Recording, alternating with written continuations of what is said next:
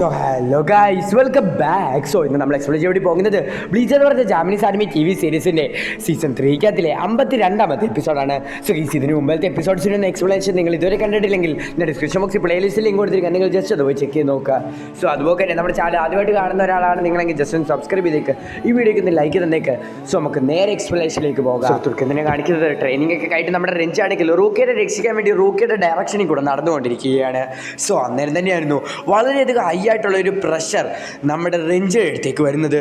So ഇത് റെഞ്ചിക്ക് നല്ല രീതിയിൽ തന്നെ സെൻസ് ചെയ്യാൻ വേണ്ടി സാധിക്കുന്നുണ്ട്. അന്നേരം തന്നെ നമ്മുടെ റെഞ്ചിക്ക് മനസ്സിലാകുകയാണ് എനിക്കിനി റൂക്കിയെ രക്ഷിക്കാൻ വേണ്ടി പോകാൻ പറ്റത്തില്ലെന്ന്. ആരടാന്ന് പറഞ്ഞ് നമ്മൾ നോക്കുന്ന സമയത്താണ് കാണുന്നത് ക്യാപ്റ്റൻ ബാക്കിയ കുച്ചിക്കാണ് വന്ന് നിൽക്കുന്നത്. സോ ക്യാപ്റ്റൻ ബാക്കിയ ആണെങ്കിൽ വളരെയധികം സീരിയസ് ആയിട്ട് നിൽക്കുകയാണ്. സോ അവനാണെങ്കിൽ അവനോടൊന്നും പറയാൻ വേണ്ടി ഒന്നും നിൽക്കുന്നില്ല. നമ്മുടെ റെഞ്ചി എങ്ങനെയെങ്കിലും റൂക്കിയെ രക്ഷിക്കാൻ ഓടാൻ ശ്രമിക്കുന്നുണ്ടെങ്കിലും നമ്മുടെ റെഞ്ചിയുമായിട്ട് ഫൈറ്റ് ചെയ്യാൻ വേണ്ടി വരികയാണ് നമ്മുടെ ബാക്കിയ. റെഞ്ചി ഇപ്പോൾ പണ്ടത്തേനെ പോലൊന്നുമല്ല, അത്യാവശ്യം നല്ല പവർഫുൾ ഒക്കെയാണ്. സോ നമ്മുടെ ബാക്കിയൻ്റെ അടുത്ത് പിടിച്ച് നിൽക്കാൻ വേണ്ടിയൊക്കെ പറ്റുന്നുണ്ട്. പെട്ടെന്ന് തന്നെയായിരുന്നു നമ്മുടെ ക്യാപ്റ്റൻ ബാക്കിയാണെങ്കിൽ അവൻ്റെ വാളിൻ്റെ ഫസ്റ്റ് ഫോം എടുക്കാൻ വേണ്ടി ശ്രമിക്കുന്നത്. എന്നാൽ നമ്മുടെ റെഞ്ചി അത് തടുക്കുകയാണ്. ഫൈറ്റിംഗ് സ്റ്റൈലിലെല്ലാം കണ്ടിട്ട് നമ്മുടെ ക്യാപ്റ്റൻ ബാക്കിയൊക്കെ മനസ്സിലാകുകയാണ് ഇവൻ എന്നെ ഫസ്റ്റ് ഫോമിൽ നിന്ന് തടുത്തു, അതുമാത്രമല്ല ഇവൻ ഇപ്പം എൻ്റെ കൂടെ പിടിച്ച് നിൽക്കാൻ വേണ്ടി സാധിക്കുന്നുണ്ട്. സോ ഇവൻ ബൻകൈ അവസാനം പഠിച്ചെടുത്തു എന്ന് നമ്മുടെ ക്യാപ്റ്റൻ ബാക്കിയോയ്ക്ക് മനസ്സിലാവുകയാണ്. ബാക്കിയ, ഞാൻ നിന്നെ ആദ്യം കണ്ടപ്പോൾ തന്നെ നിന്നെ ഞാനൊരു ഓപ്പോണൻ്റ് ആയിട്ട് തിരഞ്ഞെടുത്തിട്ടുണ്ടായിരുന്നു. എന്തൊക്കെ സംഭവിച്ചാലും ഞാൻ നിന്നെ സർപ്പാസ് ചെയ്യും, അതുമാത്രമല്ല കുച്ചിക്കിനെയും ഞാൻ രക്ഷിച്ചിരിക്കും എന്ന് പറഞ്ഞിട്ട് നമ്മുടെ റെഞ്ചി ആണെങ്കിൽ ബൻകായ് എന്ന് പറയുകയാണ്. സോ ഇതേ സമയം തന്നെ അവൻ്റെ സംഘബത്തുവിൻ്റെ സെക്കൻഡ് ഫോം അവിടെ വെച്ച് റിലീസ് ആകുകയാണ്, ഒരു സ്നേഹിക്കിൻ്റെ രൂപത്തിൽ. ക്യാപ്റ്റന് മനസ്സിലാകുകയാണ് റെഞ്ചി പണ്ടത്തേനെ പോലെയല്ല, അത്യാവശ്യം നല്ല രീതിയിൽ തന്നെ പവർഫുൾ ആയിട്ടുണ്ട്. മാത്രമല്ല കുറഞ്ഞ സമയം കൊണ്ട് തന്നെ അവൻ ബൻകായ് പഠിച്ചെടുത്തല്ലോ. സോ ഇതേ സമയം തന്നെ നമ്മുടെ റെഞ്ചി ആണെങ്കിൽ അവൻ്റെ സംഘബത്തുവിൻ്റെ സെക്കൻഡ് ഫോം യൂസ് ചെയ്തിട്ട് നമ്മുടെ ആക്രമിക്കാൻ വരികയാണ്. ആ സ്നേഹിക്ക് പോലത്തെ സ്ട്രക്ചർ ബാക്കിയെ എടുത്ത് തറയിലേക്ക് കൊണ്ടുപോവുകയാണ്. ബാക്കി അന്നേരം തന്നെ അവൻ്റെ ടെക്നിക്ക് യൂസ് ചെയ്യുന്നുണ്ട്, ബ്ലേഡ് ഐസ് പെട്ടൽ ടെക്നിക്ക്. നമ്മുടെ ബാക്കിയെ വിചാരിക്കുക റെഞ്ചിയുടെ ബൻകൈ ഡിസ്ട്രോയ് ചെയ്തെന്ന്. എന്നാൽ താര വന്ന് നോക്കുന്ന സമയത്ത് റെഞ്ചിയുടെ ബൻകൈക്ക് ഒരു കുഴപ്പമില്ല. നമ്മുടെ റെഞ്ചി എക്സ്പ്ലെയിൻ ചെയ്ത് കൊടുക്കും. ക്യാപ്റ്റൻ ബാക്കിയ കുച്ചിക്കി, നിങ്ങൾ സ്മാർട്ടാണെന്ന് എനിക്ക് നേരത്തെ തന്നെ അറിയാം. നിങ്ങളുടെ പെറ്റൽ ബ്ലേഡ് ടെക്നിക്ക് യൂസ് ചെയ്തിട്ട് നിങ്ങൾ എൻ്റെ ബൻകൈ ഡിസ്ട്രോയ് ചെയ്യാൻ വേണ്ടി ശ്രമിച്ചു. എന്നാൽ അത് തെറ്റി. എൻ്റെ ബൻകൈ അത് വെച്ച് ഡിസ്ട്രോയ് ചെയ്യാൻ വേണ്ടി സാധിക്കത്തില്ല, കാരണം എനിക്ക് അതിനെ നല്ല രീതിയിൽ തന്നെ കൺട്രോൾ ചെയ്യാൻ സാധിക്കും. കാഴ്ചകളെല്ലാം കണ്ടിട്ട് ഇവൻ ഒരുപാടധികം പവർഫുള്ളാണ്, ഇത് നമ്മുടെ ബാക്കിയൊക്കെ മനസ്സിലാകുന്നു. അങ്ങനെ വേറെ വഴിയൊന്നും ഇല്ലാത്തത് കൊണ്ട് തന്നെയാൽ നമ്മുടെ ബാക്കിയാണെങ്കിൽ സോൾ റിപ്പേഴ്സിൻ്റെ തന്നെ മെയിൻ ആയിട്ടുള്ള ഒരു ആർട്ട് യൂസ് ചെയ്യുകയാണ്. സോ ഈ സോൾ റിപ്പേഴ്സിന് ഒരുപാടധികം ആർട്ടുണ്ട്, അതിൻ്റെ അകത്തിലെ ഒരു ലൈറ്റ്നിങ് ആർട്ടാണ് ഇപ്പോൾ ഇവിടെ യൂസ് ചെയ്യുന്നത്. ഈ ആർട്ട് നമ്മുടെ റെഞ്ചിൻ്റെയും അതുപോലെ തന്നെ റെഞ്ചിയുടെ ബൻകായുടെ നേരെ യൂസ് ചെയ്യുന്ന സമയത്ത് ബൻകായ് നല്ല രീതിയിൽ തന്നെ ഔട്ട് ഓഫ് കൺട്രോൾ ആകുകയാണ്. റെഞ്ചിക്ക് ഒന്നും ചെയ്യാൻ വേണ്ടി സാധിക്കുന്നില്ല. ഇതേ സമയം തന്നെ കുച്ചിക്ക് പറയുകയാണ്, റെഞ്ചി ഈ ബൻകായ് നീ ഇപ്പം പഠിച്ചിട്ടേ ഉള്ളൂ, അതുകൊണ്ട് തന്നെ നിനക്ക് അത്രയ്ക്ക് നന്നായിട്ടൊന്നും ഈ ബൻകായിനെ കൺട്രോൾ ചെയ്യാൻ വേണ്ടി സാധിക്കത്തില്ല. അതുകൊണ്ട് തന്നെ എനിക്കിതിനെ സിമ്പിളായിട്ട് തന്നെ ഡിഫീറ്റ് ചെയ്യാൻ വേണ്ടി സാധിക്കും. നമ്മുടെ ബാക്കി ആ സീക്രട്ട് ടെക്നിക്ക് യൂസ് ചെയ്തിട്ട് നമ്മുടെ റെഞ്ചിനെ അവസാനം പിടിക്കുകയാണ്. റെഞ്ചി, ഞാൻ നിന്നെ ശരിക്കുള്ള എക്സ്പീരിയൻസ്ഡ് ബൻകായ് കാണിക്കാം എന്ന് പറഞ്ഞിട്ട് നമ്മുടെ ബാക്കിയെ കുച്ചിക്ക് അവൻ്റെ ബൻകായ് റിലീസ് ചെയ്യുന്നു. സമയം തന്നെ ഒരുപാടധികം വലിയ ഷോട്ട്സ് അങ്ങോട്ട് വരികയാണ്.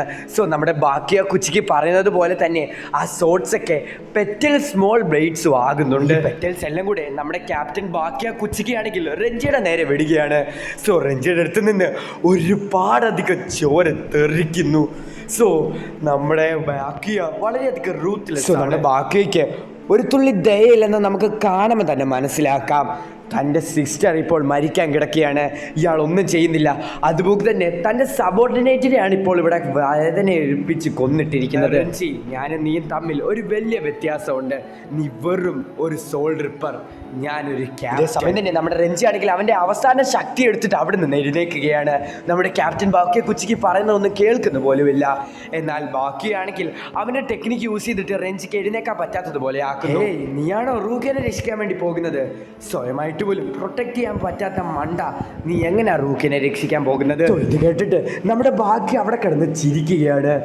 ഞാൻ എന്തൊക്കെ സംഭവിച്ചാലും റൂക്കേനെ രക്ഷിച്ചിരിക്കുമെന്ന് പറഞ്ഞിട്ട് നമ്മുടെ ബാക്കിയുടെ ടെക്നിക്ക് അവിടെ വെച്ച് ഡിസ്ട്രോ ആക്കി കളയുകയാണ്.